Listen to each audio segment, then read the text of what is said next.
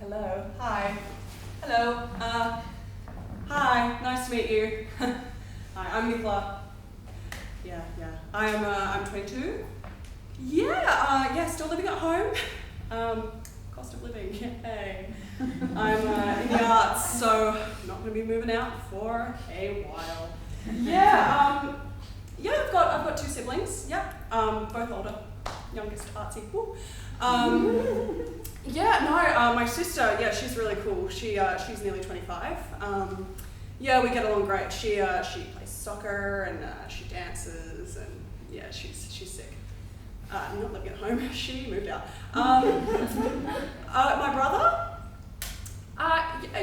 we get along. Yeah. What does he do?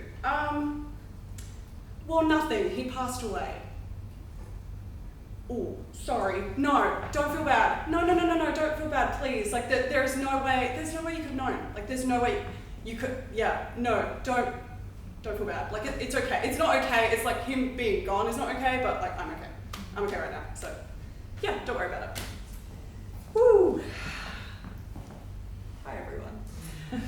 It's been nearly 5 years since my brother died by suicide, and that sort of interaction with every new person I meet never quite stops being fucked, but it does get a little bit funny after a while, because you always know what the person is going to say. Oh my god, I'm so sorry, I didn't know. It's like, of course you didn't know. We don't know each other. You couldn't know by osmosis or telepathy that my fucking brother's dead. Like, you couldn't have known that. So when I tell people, it's okay, I really do mean it. I'm fine with it. And that's the thing with tragedy. Of course it's tragic, but it makes things kind of awkward socially. It creates a lot of awkward, sticky moments that are hard to get out of. It's awkward for the person it happened to address. It's awkward for friends and family to deal with. It's awkward even for the authorities. There's a lot of formal processes that happen after a person passes away, obviously, and I think it's hard for the people whose job that is to deal with it, because they're also human beings. Take this, for example. This is a brochure that was given to my family a few days after we found out.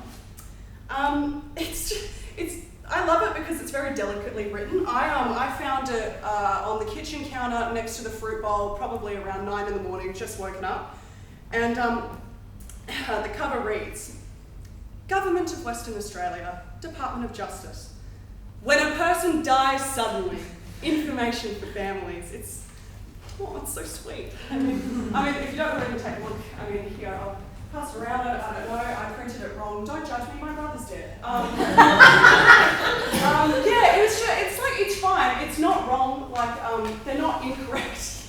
He's dead, but it's just a bit fucking pointed, I think. I don't know. And that's the thing with grief. It's not how I expected. I think we all have like a picture or an image or an idea of grief in our head and what it looks like. We all have those intrusive thoughts, right? Of like, oh my god, mum's not home yet, she's died in a car crash. Or, oh my god, my friend didn't text me that they're home safe, she's been kidnapped. And we all imagine, what would it be like if someone close to me passed away? At least that's how I grew up, because my brother wasn't well for a long time. So there were times where I did imagine, if I got the call, what would I do? How would I react? And I think, the first thing that pops into your head would be like, well, I'd scream and I'd cry and my knees would buckle and I'd fall to the floor and I'd throw something and I'd be like, no. But I didn't do that when I found out, to be honest. When I found out, I stood there like this. Just sort of blank. I didn't scream, I didn't cry, not straight away. I just sort of stood there. And I think I felt guilty about that for a long time, because I didn't adhere to what I thought like grieving or like that moment where you find out looks like. I didn't know what grief was supposed to look like. I was freshly 18, I was smack bang in the middle of exams. I was at the end of high school, I was ready to graduate. And that's sort of just what I did. I just sort of kept going. I went to school the next day, I had graduation photos, and I did not want to miss out. So I got up and I did my makeup, and I could hear my mother crying. And I went to school, and photos were being taken at the end of the day. And I think I made it about halfway through period 1, where I thought, oh, this is really weird. So I walked out, ran into a very well-meaning teacher, and she goes, "What's wrong, Nicola?" And I said, "My brother's dead." She goes, "Oh, okay," and very lovingly takes me down to student services and calls the principal in and the year coordinator, who, bless them, they tried to talk to me, and they gave me a choice. They said, well, either you can go home, which is understandable, or you can stay here for the rest of the day and wait for the photos to be taken. I opted to stay in the sick bay the rest of the day, and not quite knowing what to do, I played a couple very depressing games of Among Us on my phone. And yeah, I took the photos, I'm smiling, but not really. And I kept going after that. Took the photos, I went to graduation the day after his funeral, I went to Leavers, I hosted Leavers. I partied it up at Leavers, which is weird. The Red Frogs were called, not for me, funnily enough, I was fine. And I worked and went straight into uni full time, and I actually did all right. And I just kept going. And yeah, I really judged myself for that. I would tell friends and family and therapists eventually that I felt like I hadn't done grief right. And where I am now, as it's been nearly 5 years, and I am now 22, the age he was when he passed, and I also on medication, and I've also had therapy. I think the consensus I've come to now is that there is no way you can judge yourself in that situation.